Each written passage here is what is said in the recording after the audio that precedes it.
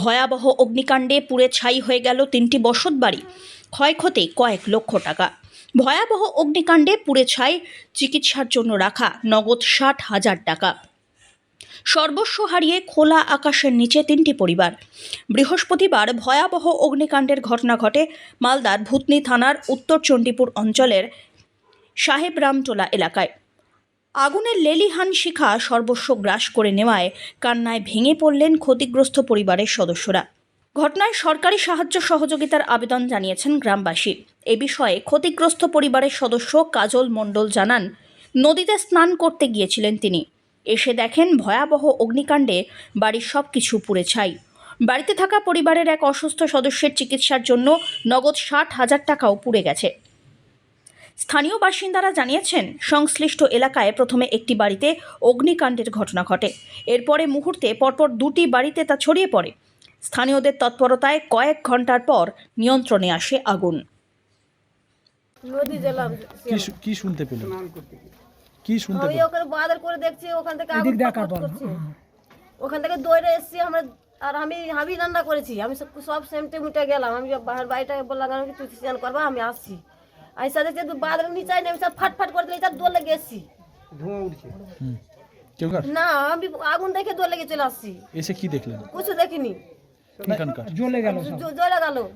কি কি ক্ষয়ক্ষতি হয়েছে আপনার? সব ক্ষতি হয়েছে, কোনো কিছু বের হয়নি বাড়ি থেকে। কি কি ছিল? বাড়িতে সোনা কি কি পুড়েছে আগুনে? কাগজপাতি যত ছিল সব পুড়েছে। আচ্ছা, নগদ টাকা ছিল? হ্যাঁ।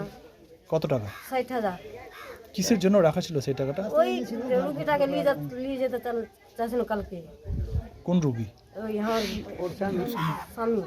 আচ্ছা, কোথায় দেয়? ওকে চিকিৎসা করান? হ্যাঁ। এই পরিস্থিতি, এটা যে আগুনটা কি মনে করছেন? ওই ওই ওই পার্সের জন্য। এখন তো আপনার করবেন আপনি কোনো সাহায্য কোন সাহায্য? সাহায্য না পেলে কি চিকিৎসা করাতে পারবেন? না, সাহায্য না পেলে পারবেন না। না। আপনার নাম? কাজল মণ্ডল। ঘটনাটা কি ঘটেছে? ঘটনা হয়েছে দুপুরে রান্না বান্না করে বাড়ি থেকে সমস্ত কেউ বেরিয়ে গেছে। যে বাড়ি থেকে আগুন উঠছে সেই বাড়িতে একটিও মেম্বার নাই, বাড়িতে না কর্তা আছে না কর্তি আছে, তার 3খানা মেয়ে আছে, ওরা বাড়িতে নাই কেউ। এবার আগুনকে কিভাবে রেখেছে রান্না বান্না করে, ওরা কিন্তু বাড়ি থেকে বেরিয়ে গেছে, কোনো কাজের উদ্দেশ্যে গিয়েছে না কোথায় গিয়েছে ঠিক বলতে পারছি না। এবার এইরকম অবস্থায় আগুন কিভাবে যে আগুন পাটকাঠিতে ধরলো, না ওইখানে জ্বালানি রান্নার কাছে জ্বালানি পত্র ছিল ওইসবে আগুন লাগলো। আচমকা যখন ধোঁয়া উঠছে তারপরে লোক জানতে পারলো যে ওইখানে আগুন লেগেছে। ধুম উঠছে কেন, আগুন লাগছে। তখন পাড়া প্রতিবেশীর লোক এসে দেখছে যে বাড়িতে কেউ নাই, এখানে আগুন। তখন কিন্তু বেপরোয়া অবস্থায়, তখন কন্ট্রোল করা সম্ভব না। এবার আগুন দাও দাও করে জ্বলছে। তারপরে এই বাড়িটাতে জ্বললো।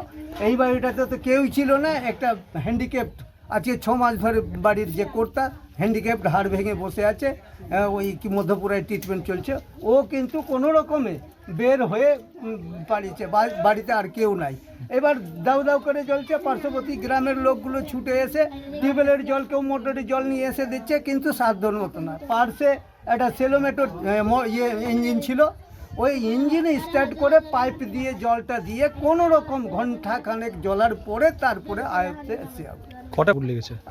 আগুন লেগেছে কটা বাড়িতে? 3খানা। 3টে বাড়িতে? 3খানা বাড়িতে, মানে 3খানা বাড়িতে না, এমনি বাড়ি তো বেশি হবে, কিন্তু 3টা পরিবারের বাড়ি পুড়েছে। ক্ষয়ক্ষতি কিরকম হয়েছে? কি ক্ষয়ক্ষতি তো আনুমানিক মানে একজনের বাড়িতে লক্ষাধিক টাকা থেকেও বেশি ক্ষয়ক্ষতি আছে। হ্যাঁ, 60,000 টাকা কি এসেছিল? না, দমকল বাহিনীর কেউ এসেছিল না, প্রশাসন দপ্তরের গাড়ি এসেছিল এখানে। ওরা যাই হোক ছবি টবি করে নিয়ে গেছে, নামটাম লিখে গেছে। কিছু ব্লক থেকে যদি অনুদান পাওয়া যায়, এটা ওই পঞ্চায়েত মেম্বারকে দিয়ে লিখিয়ে প্রধানকে সই করে ওরা রেফার করে দিবে বিডিও সাহেবকে, ওখান থেকে যা অনুদান দিবে সেখানে ব্যবস্থা হবে। এটা বাড়ির কর্তির গাফলিতির জন্য আগুন লাগলো। এই যে গোপীচাঁদ মণ্ডলের বাড়ি থেকে যে আগুনটা উঠলো না, ও আগুনটাকে ঠিকভাবে মানে কন্ট্রোলে রাখেনি, তার আগেই ওরা কাজের উদ্দেশ্যে বেরিয়ে গেছে। হ্যাঁ, বাড়িতে কেউই ছিল না যখন ওর বাড়ি থেকে আগুন উঠে, বাড়িতে কেউ নাই, একটিও লোক নাই। আর এই বাড়িতে একটা ওই বৃদ্ধা হ্যান্ডিক্যাপ মালিক সেই ছিল, এছাড়া এই বাড়িতেও কেউ ছিল। আর ওই মনোজ মণ্ডলের বাড়িতে ওরা কিন্তু দুদিন আগেই কীর্তন শুনতে গেছে তালে চাবি নক করে, গেট বন্ধ করে। তারপরে খবর পেয়ে ওরা কিন্তু ঘটনাস্থলে এসে পৌঁছেছে কি পৌঁছেছে বলতে পারবো না। ওরা আত্মীয় স্বজন এসছে, ওর বাড়ির ছাদের উপরে ছিল পাটকাঠি, ওটা জ্বলেছে, ছাদ যেখানে সেখানে ফেটে গেছে।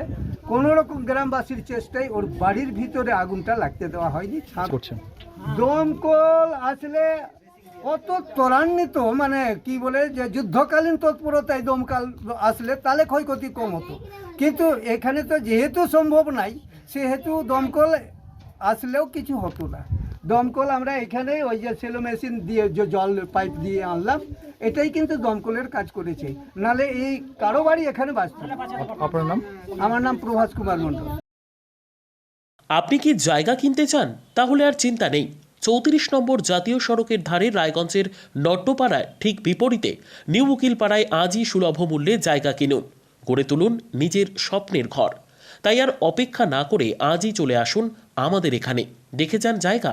মন পছন্দের স্বপ্নের প্রাসাদ গড়ে তুলুন আপনার কেনা এই জায়গায়। তাই আজই যোগাযোগ করুন আমাদের সাথে। আমাদের ফোন নম্বর 8617827851, 6295828881, 8617033767। তাই আর দেরি নয়, আজই আসুন নিজের পছন্দের জায়গা কিনতে।